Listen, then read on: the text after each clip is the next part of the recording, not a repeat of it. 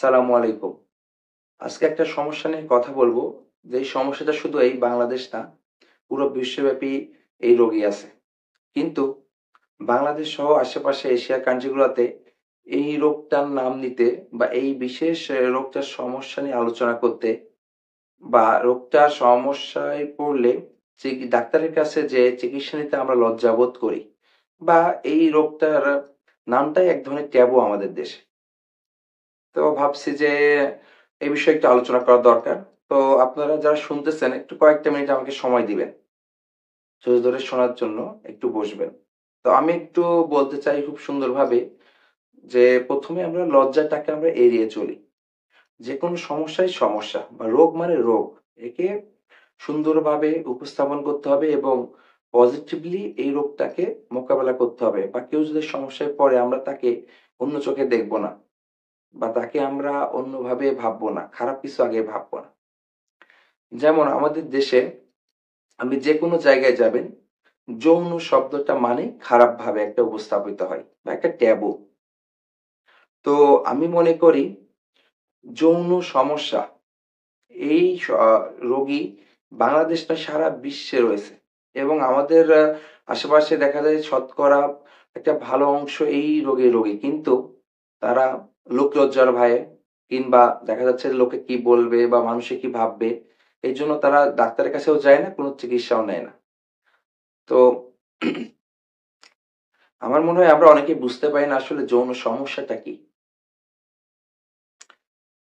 যেমন যৌন সমস্যা হচ্ছে এমন একটি সমস্যা যেটা একটি শারীরিক বা মানসিক অবস্থা যেটা একটা মানুষের যৌন জীবনে সমস্যা সৃষ্টি করে।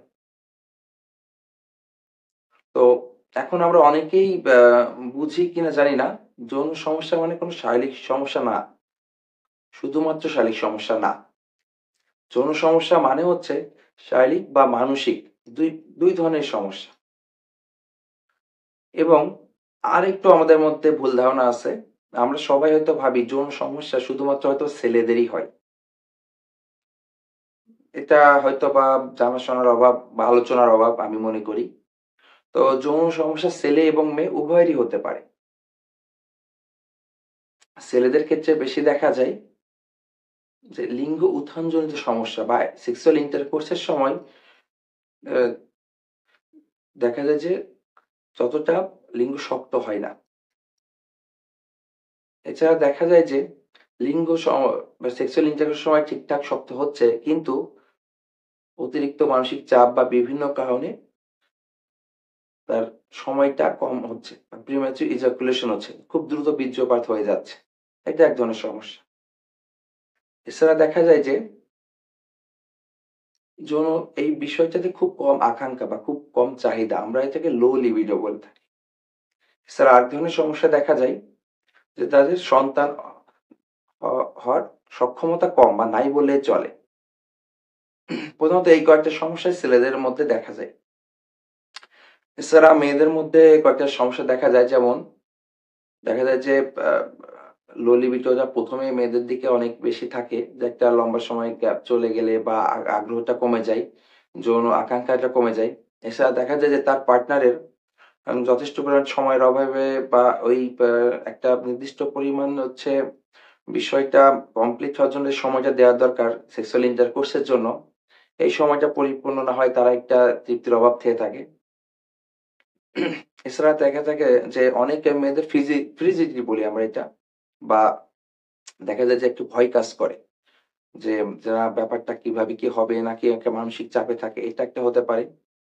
এছাড়া দেখা যায় যে ভ্যাজানাল ড্রাইনেস বা যৌনপথ শুষ্ক থাকে এক্ষেত্রে একটা সমস্যা দেখা দিতে পারে। সেক্ষেত্রে দেখা যায় যে অনেক বেশি ব্যথা পেতে পারে সেক্সুয়াল ইন্টারকোর্স এর সময় একটা সমস্যা হতে পারে। তো আমি মনে করি যে আমাদের মানসিক এবং শারীরিক ২ ধরনের দিকটাই আমাদের চিকিৎসা করা দরকার। শুধু আন্দাজে কবিরাজ বা এখানে যেয়ে টেয়ে চিকিৎসা না করে সঠিকভাবে একটা চিকিৎসা করা দরকার। যেমন মানসিকভাবে আমি মনে করি ছেলে-মেয়ে উভয়ের ক্ষেত্রে যদি কোন স্ট্রেস বা উদ্বেগ বা কোন বিষণ্ণতা থাকে, মানুষ নিজের পারিবারিক বা ব্যক্তিগত কিংবা অফিসিয়াল কোন ব্যাপার যেকোনো বিষয়ে যদি কোন সমস্যা থেকে থাকে তাহলে তারও ১ম উচিত যে একজন মনোচিকিৎসা বা সাইকোলজিস্ট এর কাছে যাওয়া, কাউন্সেলিং বা থেরাপি নেওয়া। এটা খুবই দরকার আমি মনে করি।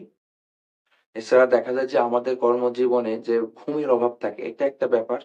পর্যাপ্ত ঘুমাইতে হবে মানসিকভাবে ঠান্ডা থাকার জন্য।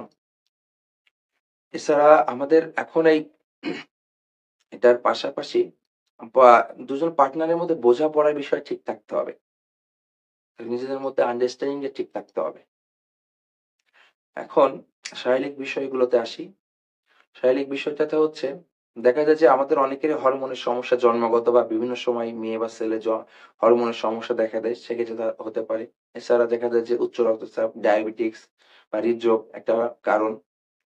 এছাড়া দেখা যায় যে আপনার মদ বা সিগারেট বা ধূমপান ছেলে-মেয়ে উভয়ই করে। এক্ষেত্রে ছেলেদের ক্ষেত্রে বিশেষ করে শুক্রাণুটা বা কমে যায় বা নাই বললে চলে। তখন সে সন্তান হওয়ার সক্ষমতা হারিয়ে ফেলে।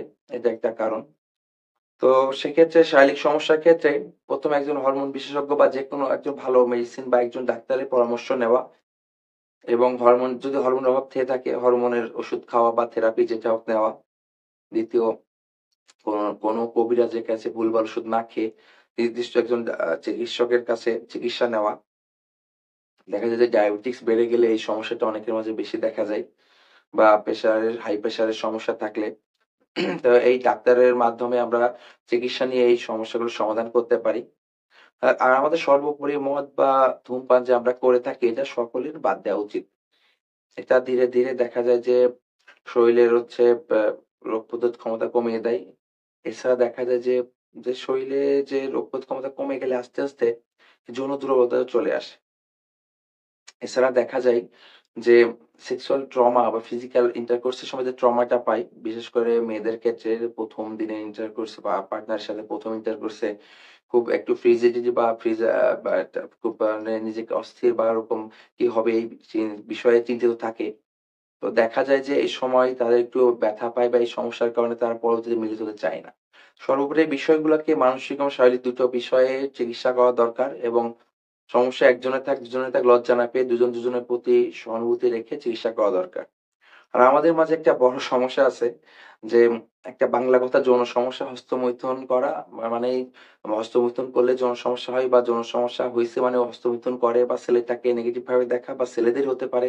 এই ধ্যান ধারণা থেকে বের হয়ে আসতে হবে আমাদের এবং সর্বোপরি চিকিৎসকের চিকিৎসা গ্রহণ করতে হবে এবং সুস্থ থাকতে হবে। ধন্যবাদ সবাইকে।